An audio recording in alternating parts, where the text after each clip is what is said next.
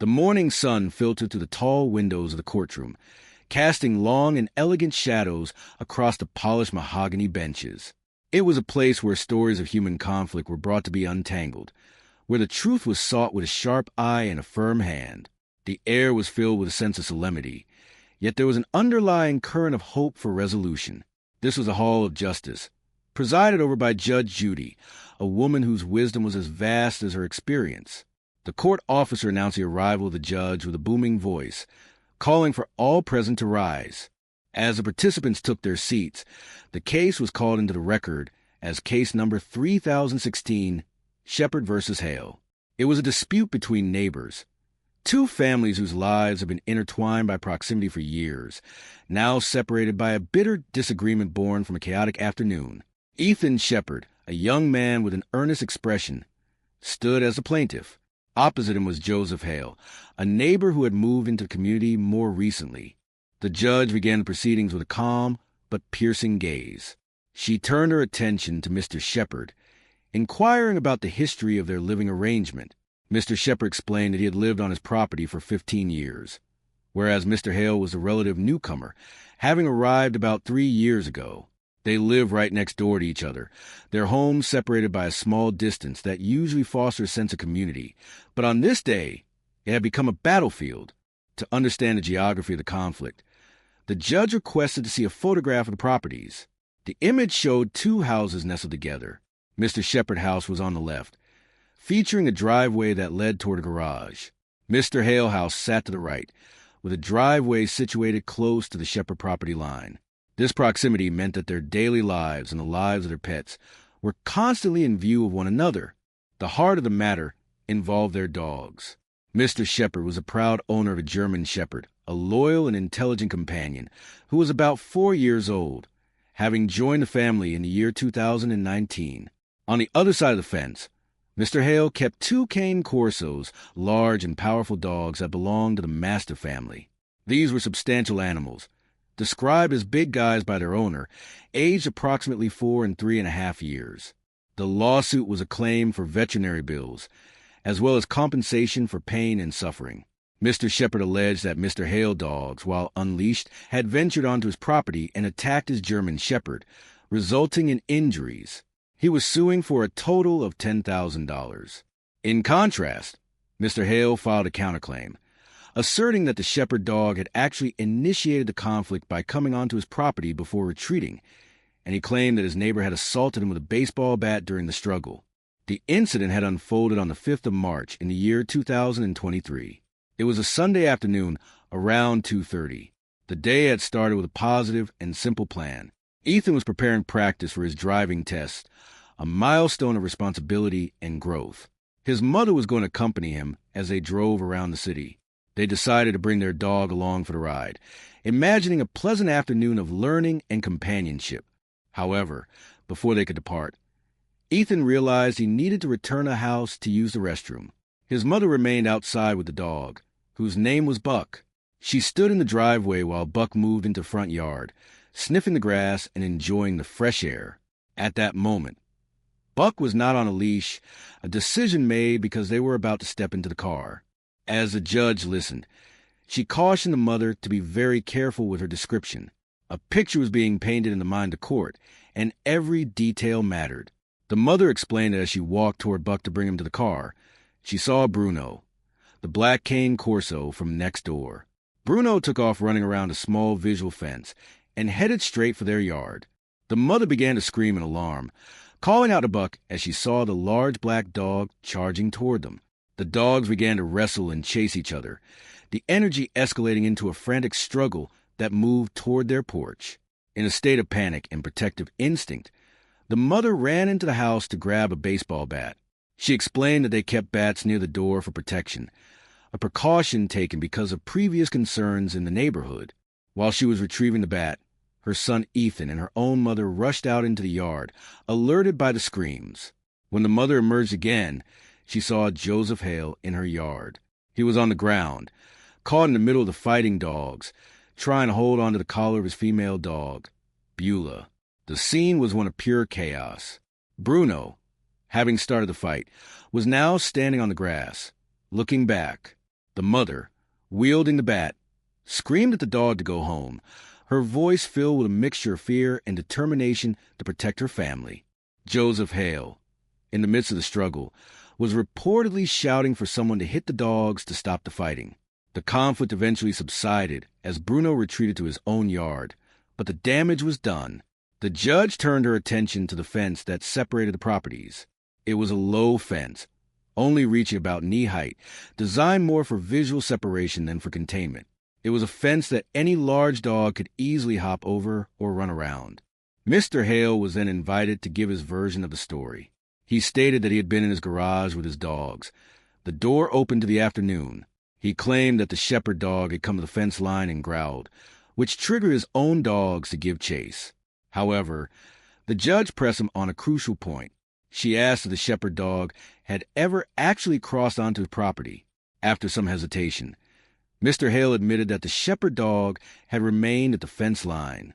It was his own dogs that had circled around and entered the shepherd yard. The judge reached a clear conclusion. Dogs will growl, she noted, for that is what dogs do. But the responsibility lies with the owner to ensure their pets do not leave their property to engage in a fight.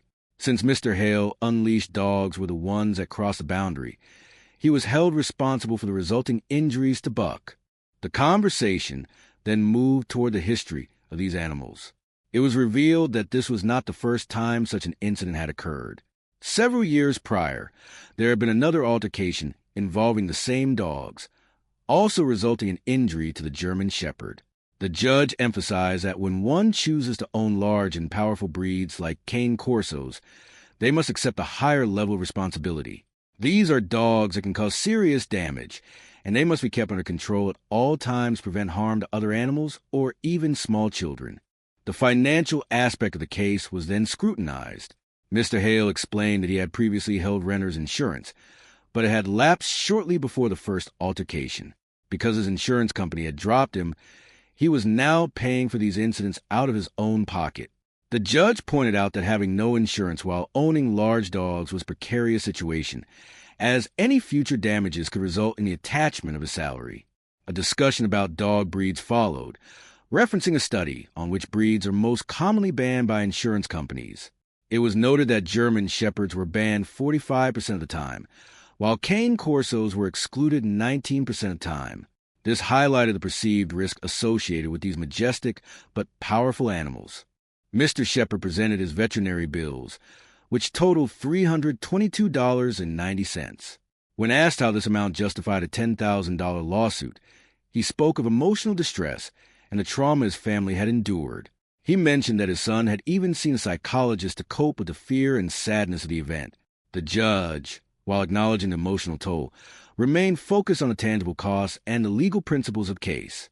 Mr. Hale's counterclaim of $10,000 was based on the claim that he had been bitten during the fight and had been threatened with a bat. However, the judge dismissed this claim swiftly. She pointed out that because the incident took place on the Shepherd property, and because it was his dogs that had initiated the trespass, he could not claim damages for injuries sustained while trying to retrieve his own pets from a situation he had allowed to happen. The final judgment was rendered with a sense of finality and fairness. Mr. Hale was ordered to pay the $322.90 for the veterinary bills. The counterclaim was dismissed. The judge closed the case with a reminder that pet ownership is a commitment to the safety of the entire community. As the parties left the courtroom, there was a mixture of relief and lingering sadness. The Shepherd family expressed their hope that they could return to a sense of peace in their neighborhood. They were happy with the ruling, but remained concerned about the emotional well-being of their son and the future safety of their dog. They reflected on the importance of keeping dogs on leashes, a simple act that could prevent so much heartache. Mr. Hale, though disappointed by the outcome, seemed to understand the lesson of the day. He acknowledged that both parties needed to be more vigilant in the future. The experience served as a powerful reminder that the love we have for our pets must be balanced with the responsibility we have toward our neighbors. The courtroom grew quiet as the next case was prepared. The story of the Shepherd and Hale families would be remembered as a testament to the complexities of human and animal relationships.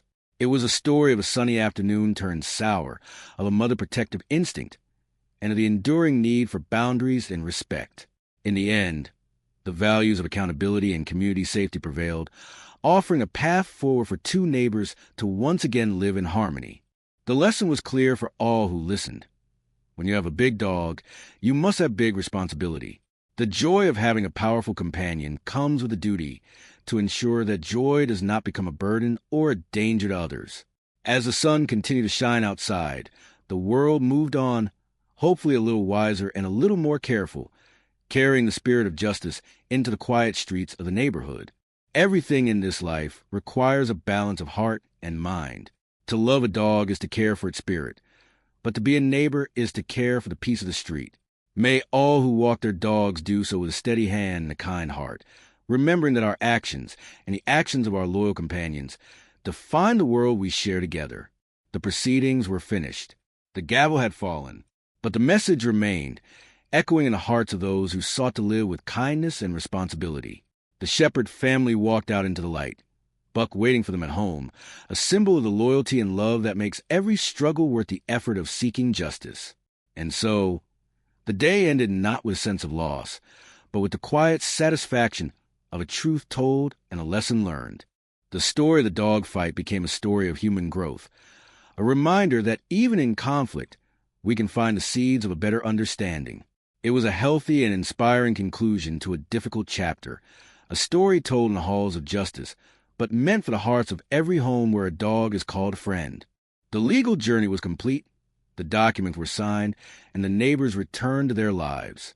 They would see each other across the driveways, past the low fences, and perhaps with time, the memory of the bat and the screaming would fade, replaced by the simple, quiet respect of two families living their lives, side by side, under the watchful and fair eyes of the law.